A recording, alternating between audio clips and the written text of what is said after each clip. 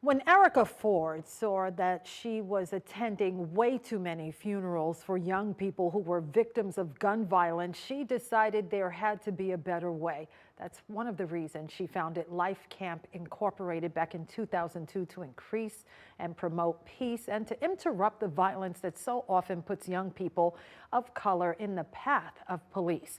She's become an internationally recognized peace activist, and Erica Ford is here now. Welcome back, Miss Ford. Thank you for having me. Too bad we can't be in the studio together, You know, but I miss having you here, but this virtual thing is the next best thing, sis. So listen, you are an original violence interrupter. You've been honored for your peacemaking work. Tell us about Life Camp, especially now that we have a verdict in this horrific murder of George Floyd. yeah. So Life Camp, when people talk about defund the police or all of those other things, you got to look at the equation of what are we going to do, right? If you're saying to remove something, what are you adding?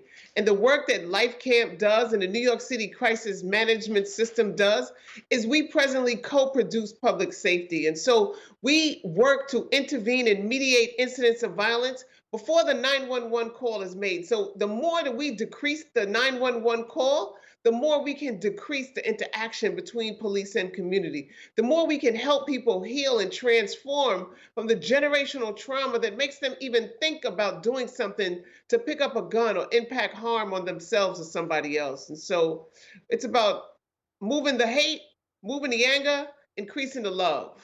Yeah, and you were increasing the love in Washington recently. We saw you front and center at the White House with President Biden. Yeah, and that T-shirt as he took steps towards some kind of gun control. With the measures that the president has taken, like background checks for gun kits, you think that will make a difference? I think what's going to make a difference is he is now investing in work like ours, in community based public safety work, in people who are on the ground across the nation who've never been looked at and valued. He is valuing the work that we do. And so that more than anything is going to make a lot of value because you're getting people right to the person who needs the help.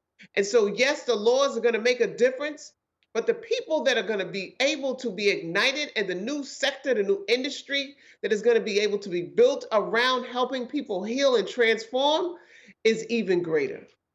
You not only work with young people, Ms. Ford, you also work with the police, and you're big in police community relations. Set the scene for us now. Do you think healing can begin, especially in communities like Southeast Queens, where you're very present? I think that healing has to begin. One of the things that I did after the verdict is because the police always ask us, can you tell the people to have a peaceful rally? I said, well, okay, are y'all going to tell your police now to show up differently, to let go of the hate and the anger and the fear, and show up in the spaces of community full of compassion, present, ready to work? And one of the things that happens is that people have to relook at what they're bringing to the job, what they're bringing to work every day, and they got to heal because I can't help you with what's going on inside of you. You got to help yourself heal and show up in our community different. Every single one of us, we got to heal and transform. And do you see any healing on the NYPD side? Do you see better training? Because they claim officers are being retrained. I see some level of difference. I do.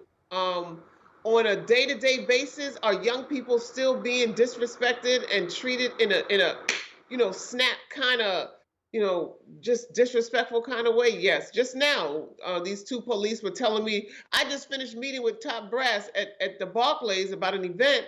And when I'm driving off and I slowed down to ask a question to one of the people I just met with, the other police like, get that out of here, keep moving. Like, they don't even know how to talk to each other. So it's inherent and it has to change. Sister Erica Ford, increasing the peace. We appreciate you. Keep doing what you're doing, sis, okay? Thank you. Thank you.